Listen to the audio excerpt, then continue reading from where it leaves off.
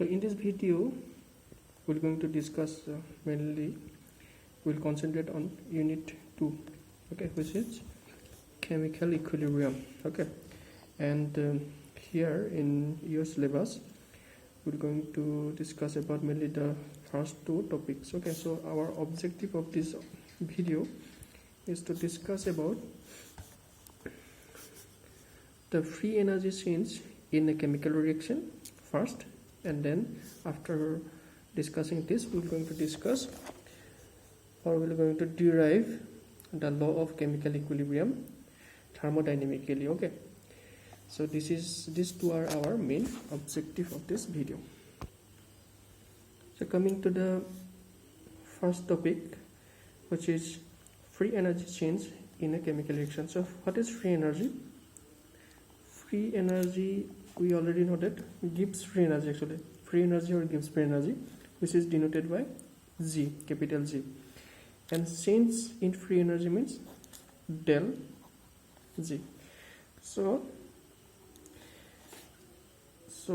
in a chemical reaction, okay, so in a chemical reaction, what is the importance of del G? We're going to discuss the importance of del G for a chemical reaction here. Okay, actually the second law of thermodynamics, actually how many laws are there? There are many laws in thermodynamics. The first law, second law, third law, and zeroth law is also there. So mainly here you know del G is coming in the last part of the second law, no? The spontaneity, actually second law of thermodynamics tells about the spontaneity of a reaction. Okay, spontaneity of a reactions, and that spontaneity is coming from the concept of disorderness,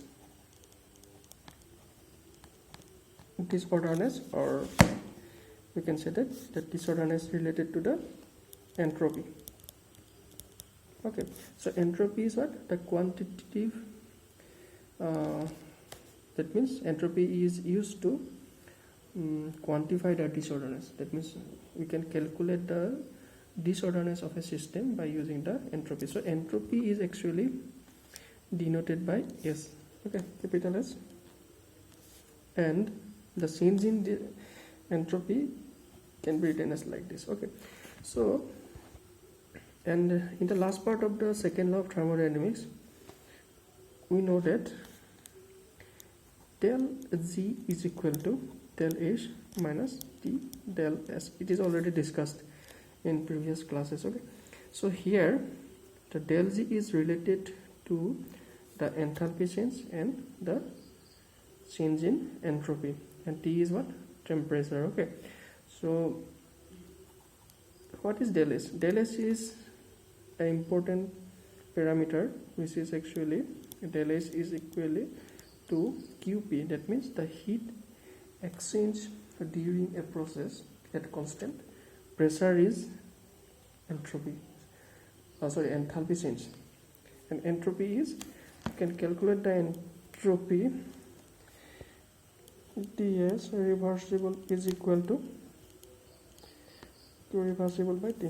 Okay, so for a reversible process we can calculate the entropy change by using these relations, where this change in heat will going to if the change in the heat in the system is high at that particular temperature, then the disorderness will going to increase. The meaning of this equation is that. Okay, so we can calculate here ds, that is a small change of the entropy, but for the large change we can convert it del.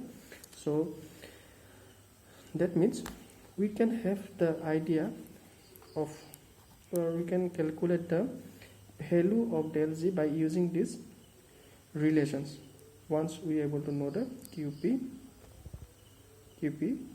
T and del S. Okay,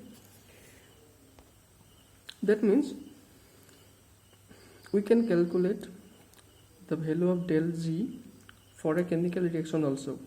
Let us suppose a chemical reaction a reactant A react with B, and it will, let's suppose it gives a product C. Okay, or for this reaction we can calculate the heat exchange, the amount of heat which is exchanged at a particular condition. Let's suppose this is at constant pressure, then we can calculate the del H.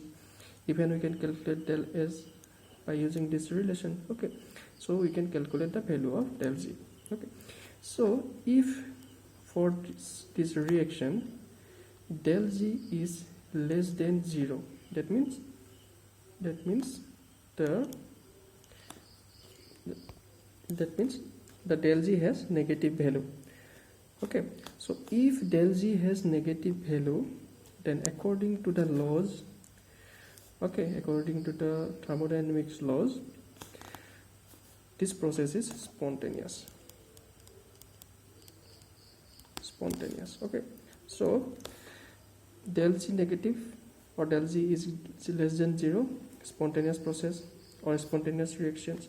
If del Z is greater than 0, then it is not spontaneous. Okay, or it will not going to, this reaction will not going to occur spontaneously. So to make it spontaneous, we have to apply some external energy, or we have to do some work, okay, to make that non-spontaneous reaction spontaneous. Or in other words, what we can say, we can make a non-spontaneous process which is del Z is greater than 0 to a spontaneous process by making the del Z such that the del Z less than 0.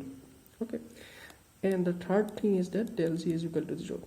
So if del Z is equal to 0, that means that reaction is at equilibrium. That means the A and B can even form from C. That means this process, equilibrium process, is only occur in reversible process. So when we say something equilibrium, that means it is a reversible process. So the first topic, I think you understand the first topic, the free energy change in a chemical reaction. So the free energy, that means the change of free energy, the value of the change of free energy will going to determine the chemical reactions direction. Okay, direction of the chemical reactions, whether it will going to be forward. That means this also, even you can say that if del Z is equal to less than 0, that means the reaction is forward for a reversible reactions. If del Z is greater than 0, or if it is positive, then the backward reaction is spontaneous, the forward reaction is non-spontaneous. And when del Z is equal to 0, then the reaction is at equilibrium. That means the forward reaction rate is equal to the rate of the backward reactions. Okay, so that is the importance of that change of Gibbs free energy in a chemical reaction. Okay, that means what we can conclude, that means by using the value of del Z, we can have the idea of the spontaneity of a reaction. Okay, so or the direction of a reaction if it is a reversible reaction. So this is the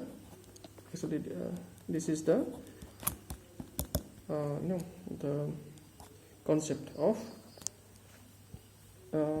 the free energy on chemical reactions, or that is the importance of free energy in a chemical reactions. Hope you understand this thing. So now coming to the next topic, which is your thermodynamic derivation of law of chemical equilibrium. So this is very, very interesting, and this is also an important topic. It may become in your exam, so it is an important topic. Okay, we're going to derive the law of chemical equilibrium by using some thermodynamic concept.